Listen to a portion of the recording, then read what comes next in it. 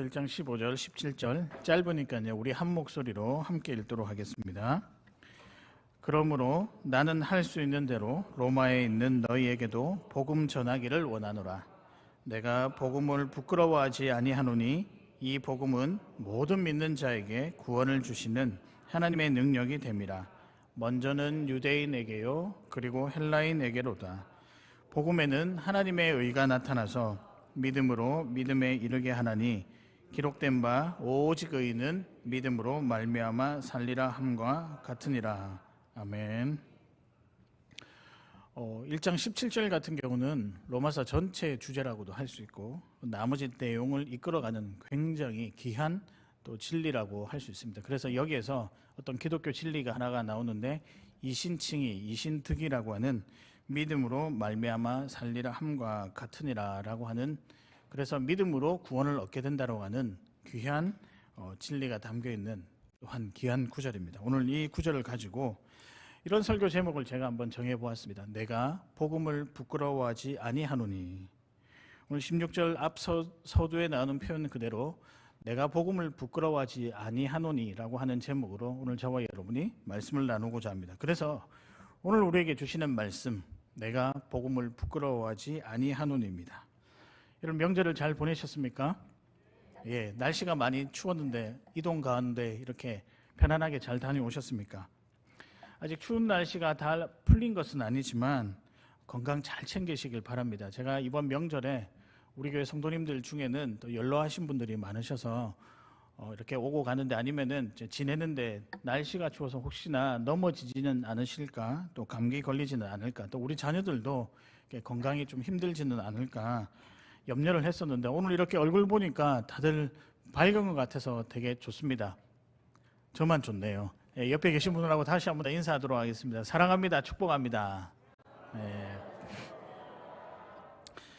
여튼 저는 참 기분이 좋습니다. 매주일 예배 드릴 때마다 여러분 얼굴 본다는 것은 저에게는 하루의 일과에서 반드시 해야 되는 일처럼 참 귀한 일이라고 생각을 하는데요. 여튼 감사를 드립니다. 오늘은 지난 1월 한 달 동안에 이제 우리가 나누었던 복음에 관한 그 복음 시리즈를 마무리하려고 하는데요. 이 시간을 빌어서 복습 한번 해보도록 하겠습니다. 오늘 마지막 결론은 내가 복음을 부끄러워하지 아니하노니 나는 어떻게 해야 되겠다? 복음을 전해야겠다. 어떻게 그렇게 잘 아십니까? 그런데 우리가 그 전에 했던 것들을 한번 좀 요약을 해보겠습니다. 첫 번째는 혹시 설교 제목을 기억을 하십니까? 모를 줄 알고 제가 적어왔습니다. 끝나지 않은 복음의 역사에 대해서 말씀을 드렸습니다. 그 역사 가운데 누구도 있다? 나도 있다. 나의 역사는 아직 복음의 그 역사는 끝나지 않았다. 그리고 두 번째, 셋째 주에 진행했었는데요. 복음, 행복한 사람에 대해서 설명을 했습니다. 창세기의 본문을 빌어서 행복한 사람이 누군가? 복음 안에 있는 사람이다라는 것을 말씀드렸고요. 지난주에는 혹시 기억이 나십니까? 가장 최근의 제목인데요. 교회 다니는 자가 아니라 예수 믿는 자로. 복음이 단순하게 우리가 겉으로 드러나는 모습이 아니라 정말 삶까지 이어져서 예수님 믿고 의지하는 자가 되기를 바라는 마음에서 말씀을 전했습니다. 오늘은 그 말씀, 그 시리즈의 마지막입니다. 제목이 내가 복음을 부끄러워하지 아니하노니. 이 말을 할 때 여러분 어떤 기분이 드십니까? 주먹 하나 정도는 딱 쥐고 우리가 살아가면서 내가 복음을 부끄러워하지 아니하노니라고 하면 정말 딱 어울릴 것 같습니다. 또 시키면 또 시킨다고 뭐라고 하실까 봐 이번에는 참겠습니다. 제가 대신하겠습니다. 우리가 이 말을 전할 때는 내가 복음을 부끄러워하지 아니하노니. 누구의 이야기였을까요? 사도 바울이 흩어진 로마 교회에 있는 성도들에게 전한 말씀입니다. 그래서 제가 내가 복음을 부끄러워하지 아니하노니라고 하는 이 문구를 우리 삶에 좀 적용해 보면 어떨까? 실천사항이 어떤 실천사항이 있을까라고 고민을 하다가 지난 재직 세미나 때 제가 나누어 드린 프린트의 7번째 항목이 생각이 났습니다. 혹시 기억하십니까? 친절하게 제가 또 적어왔습니다. 7번째 항목이 무엇이라고 제가 저와 여러분이 나눴냐면 어디서건 식사 기도를 하겠습니다 라고 혹시 기억나십니까? 맞습니다. 내가 복음을 부끄러워하지 않는다. 이걸 우리 실생활에 적용을 해보면 언제 어디서건 식사 기도를 하겠습니다라는 것입니다. 즉 내가 복음을 받은 자로서 내가 예수 믿는 자로서 이거 좀 표를 내며 티를 내며 살아가는 것이 내가 복음을 부끄러워하지 않는 자라고 할 수 있습니다. 사랑하는 여러분, 어디서건 식사기도 하시는 귀한 성도님들 되시기를 바랍니다. 그런데요, 바울이 왜 이런 직접적인 표현, 내가 복음을 부끄러워하지 않는다라고 한 표현을 왜 그렇게 사용을 했을까요? 왜 그랬을까요? 많은 사람들에게, 로마 교회에 있는 흩어진 성도들에게 편지를 보내면서 나는 복음을 부끄러워하지 않는다라고 한 이유는 무엇일까? 때로는 살다 보니 복음이 부끄러울 때가 있기 때문에, 바울이 그 상황을 알고 그 마음을 알기 때문에 성도들에게 부끄러워하지 말자라고 말씀을 전했던 것입니다. 왜냐하면 복음보다 훨씬 매력적이고 마음이 가는 것들이 우리 주변에 많이 있다. 그것을 뭐 해라? 좀 잘 분별해라 라는 의미에서 내가 복음을 부끄러워하지 아니하노니라고 권면했습니다. 그러면 복음보다 매력적이고 복음보다 힘있어 보이고 복음보다 보기 좋은 것은 무엇이었을까요? 제가 생각한데 로마라고 생각을 합니다. 로마 시대에 살고 있었고 죄송합니다. 로마가 주는 여러 가지 혜택이 있었고 또 로마 시민으로서 살아가는 자긍심도 있었고, 이것이 살아가는 그 사회에서 살아가는 여러 모습 중에 생각보다 내 마음을 든든하게 하고 매력적이고 갖고 싶어 했던 것들이 아닌가.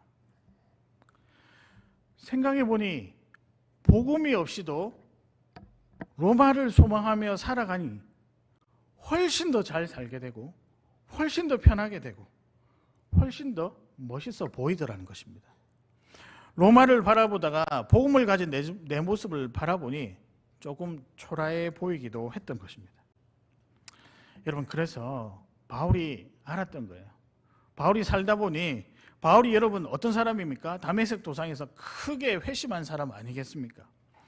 근데 많은 것을 가졌고 많은 것을 누렸던 그가 막상 복음이라는 것을 받아들이고 나니 복음보다, 로마보다 훨씬 힘 있는 것이 복음이라는 사실을 알게 되었습니다.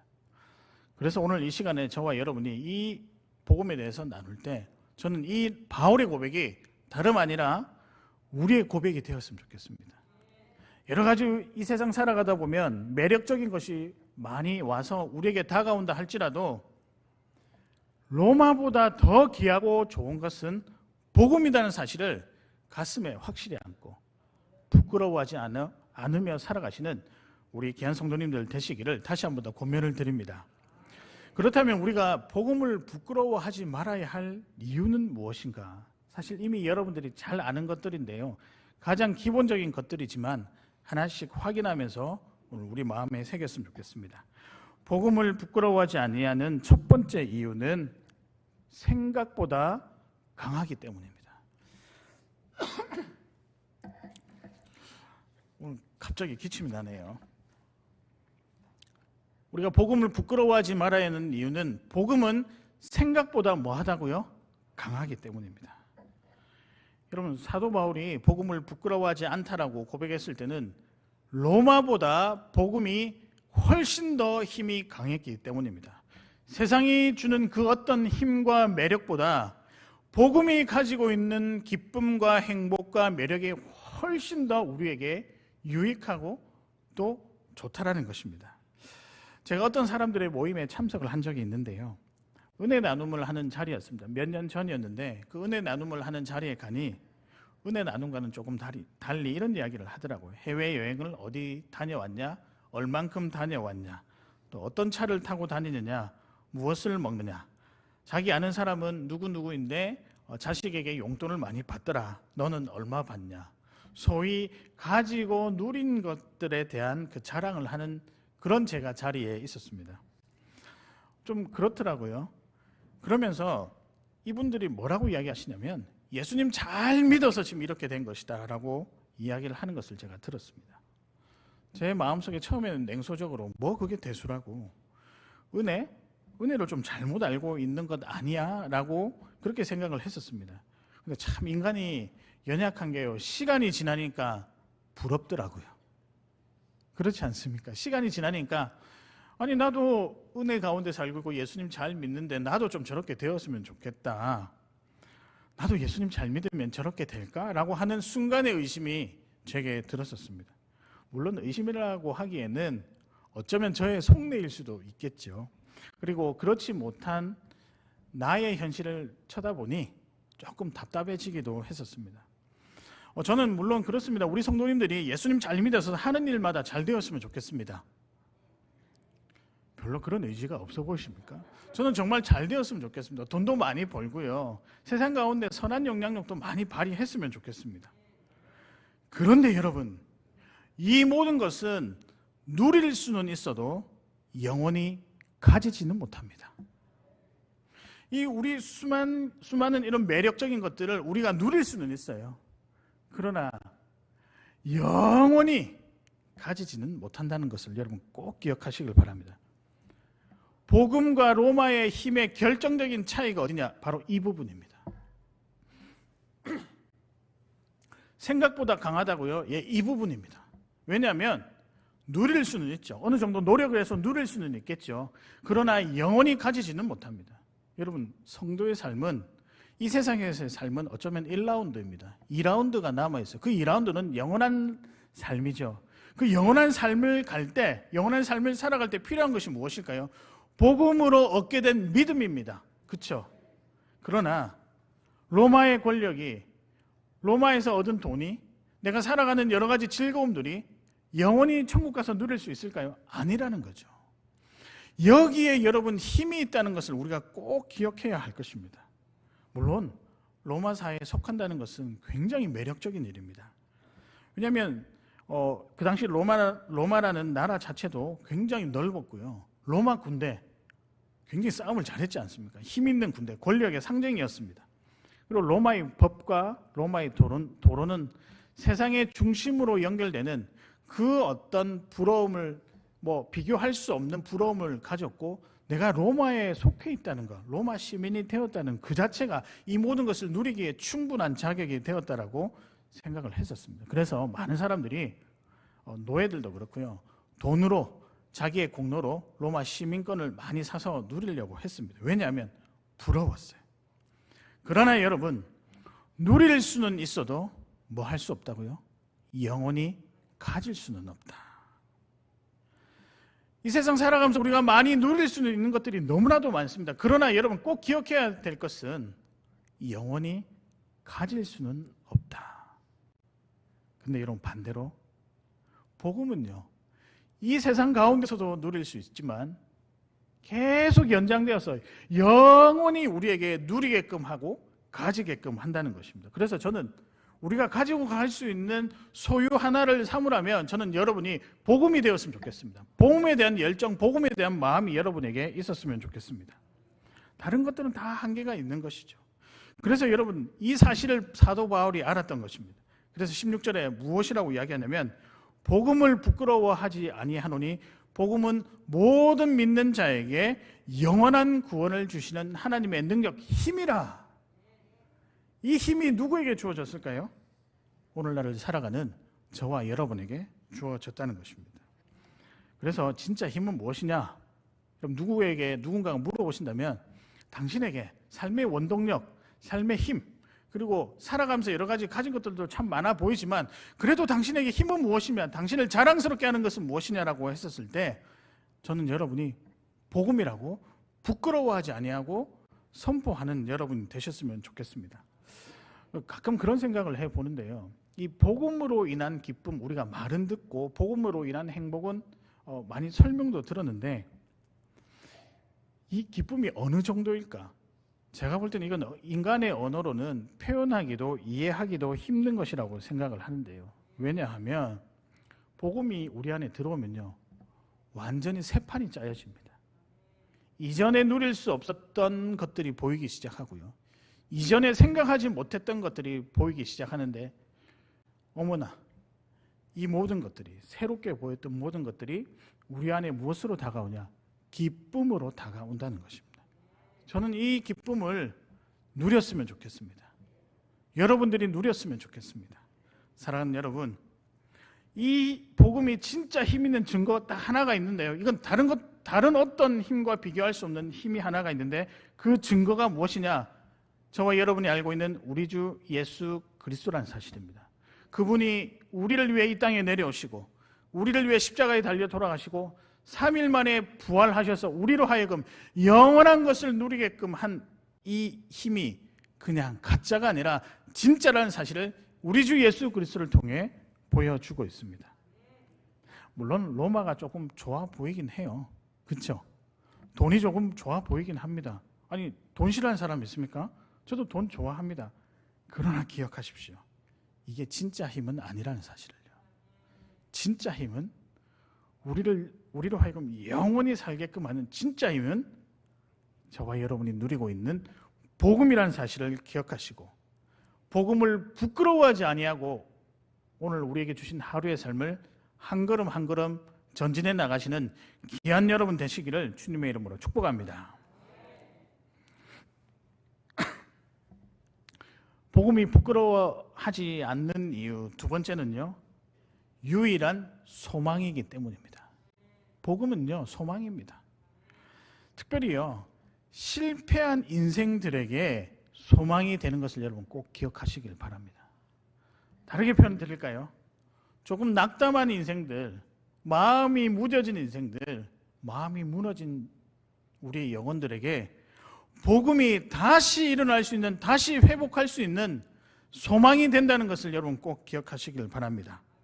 그래서 여러분, 복음을 받고 누리는 것 부끄러워하지 마시고요, 어떤 모든 문제 해결에 있어서 다시 복음 앞에 선다는 것을 정말 이렇게 될까라고 하는 의심조차 버리시고 복음 앞에 한번 서 보십시오. 왜냐하면 설 때 여러분이 비록 섰지만 나머지 그 계획들과 나머지 회복의 어떤 역사와 방법들은 우리 하나님이 이끄시기 때문입니다. 제가 이번 주 설교 준비는 조금 힘이 들었습니다. 본문은 미리 정했는데요, 뭔가 설교를 이렇게 작성을 하는데 왠지 이번 주는 좀 산만하더라고요. 그래서 이게 뭐 연휴 후유증인가, 아니면 뭐 명절 잘 먹어서 그냥 좀 이렇게 나태해져서 그런 것인가, 설교 준비가 안 되는 거예요. 그러다가 제가 이제 기도도 하고 찬양도 듣고 하는데 하나의 이제 실마리를 찾았는데, 첫 번째는 우리 성도님들의 입장에서 이 복음이 부끄러워하지 않는다는 것, 이것이 무엇일까라고 하나와, 정말 이 글을 쓸 때 바울의 심정에서 이 말씀을 바라보면 바울이 어떤 마음으로 복음을 부끄러워하지 않는다라고 이렇게 기록했을까라고 생각을 해보니, 제가 한 가지 저에게 다가오는 문구가 있었습니다. 여러분, 복음이 소망이라고 했잖아요. 왜 소망이냐면 그 복음 안에 어떤 아주 귀한 의미가, 또 하나님의 행위가 하나 담겨져 있는데, 그것은 무엇이냐면 먼저 다가오시는 하나님이 복음 가운데 있기 때문이라는 사실이죠. 여러분, 이 진리, 이 문구는 굉장히 중요합니다. 여러분이 구원받고 싶어도 애를 많이 써 보십시오. 먼저 다가와서 하나님께서 우리를 택하시고 불러주시지 아니하시면 우리의 구원은 있을 수가 없다는 거죠. 다메섹 도상에서 사도 바울이 쓰러졌습니다. 사울일 때 쓰러졌잖아요. 그때 앞도 보지 못하고 먹지도 못하고 그냥 뭐라고 해야 될까요? 조금 표현이 그렇지만 널브러져 있었잖아요. 그냥 엎어져 있었잖아요. 가만히 있었습니다. 어떻게 할 수가 없었어요. 근데 누가 다가오셨죠? 예수님이 다가오셔서 이렇게 물었습니다. 사울아, 사울아, 내가 박해하는 예수다. 근데 너 왜 그러니? 물어보셨잖아요. 그러고 나서 난 다음에 좀 있다가 일어나서 3일 후에 아나니아라는 사람을 만나러 가라. 저기 마을에 가면 누가 너를 기다릴 것이다. 역사가 거기서 또 시작됐잖아요. 제가 이 부분을 딱 보면서 느낀 것은, 복음에 특별한 하나님 의미가 하나 숨겨져 있는데, 그 복음 안에 어떤 의미가 있느냐? 먼저 다가오시는 하나님이라는 사실이죠. 여러분, 우리의 인생이 정상적으로 되기를 원하십니까? 그러면요, 우리가 아무리 애를 쓴다고 해서 한계가 있습니다. 해도 어느 정도까지 가면 한계가 있어요. 그러나 주님이 먼저 다가오셔서 뭔가를 이루어내시면 그동안 우리가 열심히 애써왔던 것들도 기뻐하시고 이뻐하시고 격려하시면서 그것을 사용하여 주셔서 우리로 하여금 회복해 한다는 사실입니다. 그런 의미에서 복음은 무엇이다? 소망이란 사실. 사랑하는 여러분, 여러분 인생에, 여러분 삶에 복음이 소망이 되었으면 참 좋겠습니다. 오늘 본문은요, 로마와 복음을 비교하면서 설명하고 있는데, 물론 로마에게도 소망은 있었습니다. 그러나 좀 차이가 있는데 무엇이냐면, 로마가 주는 소망은 내가 애를 많이 써야 한다는 거죠. 노력을 많이 해야 된다는 거죠. 여러분, 그래도 노력을 많이 해도 얻지 못할 때가 있습니다. 시민권 따려고 열심히 살았지만 결국에는 자기의 출신 성분 때문에 얻지 못한 경우가 꽤 허다했습니다. 배경과 능력 때문이죠. 소위 말하는 흙수저, 금수저라는 것이 어떤 사람의 운명을, 또 어떤 사람의 지위를 좌지우지할 수 있는, 누가 봐도 명백히 한계가 있었던 그런 소망을 로마가 주었습니다. 그러나 여러분, 복음은 다르거든요.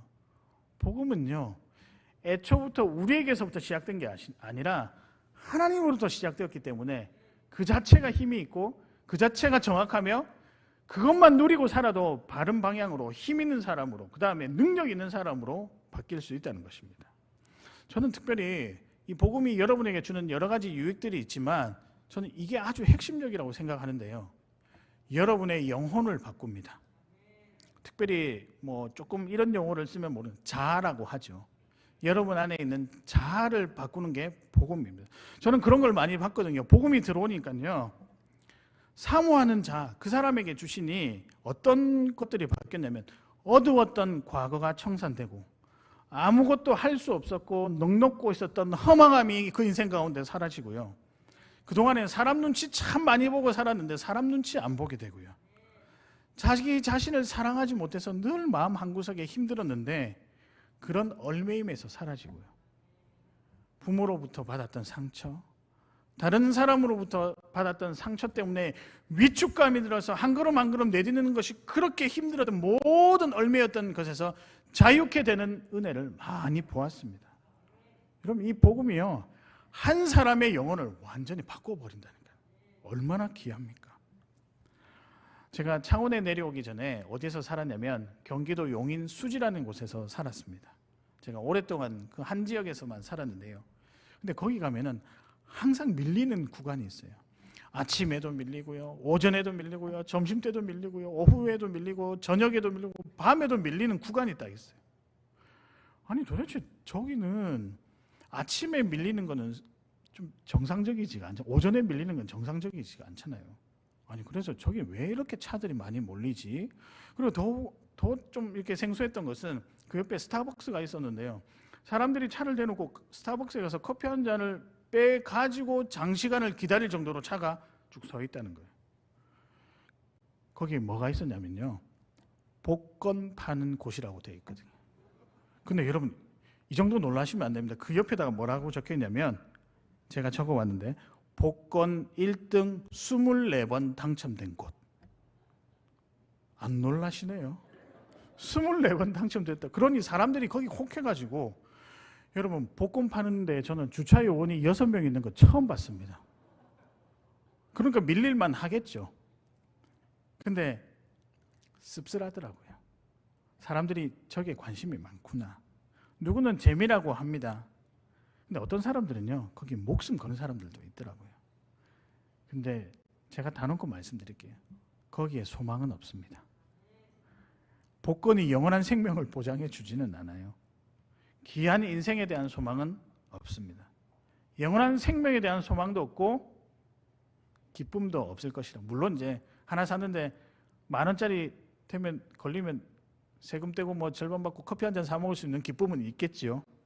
이거하고 우리가 누리는, 복음 때문에 누리는 완전히 바뀐 삶에서 오는 행복과 평안은 어떻게 비교가 되겠습니까? 복음은요, 우리같이 부족한 자, 그래도 마음이 혹 가시죠. 여러분, 24번 당첨됐다고 하니 한번 가보고 싶지 않습니까? 예, 다시 말씀드리지만 많이 밀리고 불편해요. 안 가셔도 됩니다. 근데 우리는 소위 말하는 이거 좀 복권이라고 표현하긴 그렇지만 소망이 있지 않습니까? 주께서 주시는 복음이라고 생각을 합니다. 우리 같이 연약한 자들에게도 우리 주님께서 먼저 다가와 주셔서 사랑해 주시고 너를 나의 자녀라고 또 나의 백성이라고 삼으셨습니다. 로마의 귀족도 정치인도 법률도 제도도 참 소망을 제공해 주지는 않습니다. 그러나 복음을 받아 누렸던 노예들에게는 소망이 있었습니다. 영원한 하나님 나라에 대한 소망이 있었기 때문에 그의 인생을 포기하지 아니하고 끈기 있게 최선을 다하면서 살아왔습니다. 사랑하는 여러분, 다시 시작해야 하는 상황 가운데 있으십니까? 아니면 복음을 새롭게 듣고 시작하는 분들 혹시 이 자리에 계십니까? 한 가지 가슴에 새겼으면 좋겠는데요. 복음이 여러분의 진짜 소망입니다. 꼭 붙잡고 살아가시길 바랍니다. 이제부터 여러분의 인생은 복음이 들어왔기 때문에 하나님께서 책임지십니다. 그렇게 살아가는 것이 우리들의 인생입니다. 그 은혜가 여러분에게 있기를 다시 한 번 더 소망합니다. 복음을 부끄러워하지 않는 여러분에게 드리는 그 복음 부끄러워하지 말아야 하는 이유 대신에 마지막은 제가 권면으로 마무리하고 싶은데요. 이것입니다. 마지막은 한 사람을 위한 복음입니다. 물론 이유라고 생각해도 되는데요. 우리가 복음을 부끄러워하지 말아야 하는 이유는 이 복음이 누구에게는 필요한, 즉 한 사람에게 정말 필요한 복음이기 때문이라는 사실입니다. 여러분, 그래서 이 복음이 지금 누군가는 모르지만 한 사람에게 힘이 되고 소망이 되는 이 복음을 이제는 여러분들이 전달하셔야 될 줄로 믿습니다. 생각나시는 분 있으시죠? 그 다음에 기억나시는 분 있으시죠? 그리고 아쉬운 분이 있으시잖아요. 복음을 전달하지 못해서. 그러면 오늘요, 전달하십시오. 목사님, 또 그러면 제가 그분에게 복음을 전달해야 되니까 예수님에 대해서 설명하고 이렇게 해야 되니까 좀 복잡한데 좀 두렵기도 해요. 좀 마음이 애매하신 분들에게 제가 팁을 하나 드릴게요. 여러분, 이 말만 딱 해도 좋을 것 같아요. 예수님은 당신을 너무 사랑하십니다. 이게 복음의 어떤 그 자락에 있는 아주 중요한 문구인데요. 예수님은 당신을 너무 사랑하십니다. 여러분 주변 가운데 혹시나 복음 교회 다니다가 복음 때문에 열심히 다니다가 낙담하신 분들에게 이 문구를 꼭 쓰시길 바랍니다. 전화해서 예수님은 너를 참 사랑하시는 분이야. 뜬금없다고 하겠죠. 뜬금없을 때 여러분 감동이 있습니다. 이 감동을 많이 나누시길 바랍니다. 그런데요, 우리가 그럼 왜 그분에게, 그 한 분에게, 여러분 기억나는 한 분에게 예수님은 당신을 사랑하십니다라고 하는 복음의 끝자락에 있는 이 메시지를 전해야 되는 이유는 무엇인가? 첫 번째는 하나님이 원하시기 때문입니다. 15절에 보면 바울이 너희에게도 복음 전하기를 원하노라. 왜요? 하나님이 원하시기 때문에. 사도행전 19장 20절에 보면 이와 같이 주의 말씀이 힘이 있어 흥왕하여 세력을 얻으니라. 복음에는 힘이 있어서 막 퍼져나가려고 해요. 근데 이렇게 만들어 놓으신 이유가 하나님께서 그렇게 복음이라는 것을 만들어 놓으셨다는 거죠. 두 번째 이유는 한 사람이 지금 필요로 하기 때문입니다. 여러분, 우리가 복음을 전할 때 그럴 때가 있잖아요. 이 사람에게 정말 필요할까요? 아니, 우리가 마음이 뭐 정상적인 분들이라면 저 사람에게 복음을 전해야 되겠다라고 마음을 먹었지만 조금 험상 굳기도 하고 좀 이렇게 뭔가 딱딱하기도 하고, 그 다음에 뭐라고 그러죠? 이게 퉁명스럽게 이야기를 한다고 해야 할까요? 그러면은 복음 전하기가 좀 부담스럽잖아요. 그러면서 마음속에 이런 생각이 들까요? 하나님, 이 사람 혹시 아닌 거 아니에요? 이 사람이 하나님께서 선택한 백성입니까? 여러분, 그런데요, 묻지 마세요. 왜냐하면 하나님이 이 사람을 선택했다는 걸 여러분 발견할 수 있을까요? 느낄 수 있을까요? 경험할 수 있을까요? 아니면 좀 더 포괄적으로 설명할까요? 하나님의 뜻이 여기 있습니다라고 할 때 하나님의 뜻을 여러분 알 수 있을까요? 없을까요? 모릅니다. 우리는 그만큼의 지식과 그만큼의 능력이 하나도 없습니다. 그저 모르기 때문에 우리는 뭐 해야 될까요? 복음을 전해야 되는 거예요. 여러분, 그래서 오늘 이렇게 나와 있잖아요. 첫 번째는 유대인에게요, 나머지는 헬라인에게로다. 유대인 중에서도 누가 선택받았는지, 헬라인 중에서 누가 선택받았는지 모르기 때문에 우리는 어떻게 해야 될까요? 한 사람이 기다리고 있을지도 모른다는 생각에 복음을 전해야 된다는 거예요. 그러니까 여러분이 지금 머릿속에 생각나신 그분이 어쩌면 복음을 기다리고 계시는 분들일지도 몰라요. 목사님, 저는 이번 주에 하겠습니다. 아니요, 오늘 하십시오. 저도 이래놓고 제가 지킬 자신이 솔직하게 없기는 해요. 근데 한 번이라도 전화하십시오. 전화하셔서 제가 뭐라고 말씀드리라고 했죠? 예수님은 당신을 사랑하십니다. 여러분, 이게 거창한 이게 무슨 단순하고 쉬운 말이 아니라 이것도 굉장히 의미가 있는 말입니다. 주저하시지 마시기 바랍니다. 행여나 복음을 전할 때 내 모습, 내 형편 이런 모습으로 뭐 조금 표현이 그렇지만 내 꼬라지 가지고 어떻게 이 사람이 복음을 받아들이겠냐라고 생각할 수 있겠지만 과거가 있는 바울도 복음을 전했습니다. 어떤 과거일까요? 예수 믿는 사람을 죽였던 바울도 당당하게 복음 안에 서서 복음을 전했습니다. 저는 이게 우리가 바라보아야 할 모습이라고 생각을 합니다. 왜냐하면 하나님이 원하시기 때문입니다. 저도 사실 늘 마음에 부담이 있습니다. 저희 이제 외가 친척들이 많거든요. 친척들에게 제가 복음을 잘 전달하지 못했던 것 같다 말씀을 정리하면서 제가 그런 생각이 들었습니다. 바쁘다는 이유로, 그리고 제 말을 들어줄까 하는 이유로 예수님을 당신은 사랑하십니다라는 말을 참 전달하지 못해서 이번 주에 한번 해보려고 합니다. 근데 그분들 대단한 게요, 본인들은 교회를 안 다니고 복음을 받아들이지 않는데 제가 목사 된 것을 진짜 자랑스럽게 생각해요. 그리고 위임식 때도 왔어요. 뭐라고 하냐면, 야, 그건 너무 중요하고 큰일이다라고 왔던 거예요. 그래서 제가 삼촌들에게 물었어요. 왜 오셨냐고. 아니, 기왕 오신 마음 문도 열고 좀 복음 좀 받아들이. 아, 그거는 그렇고 여튼 네가 잘 돼서 난 너무 좋다. 얼마나 귀한 일이냐.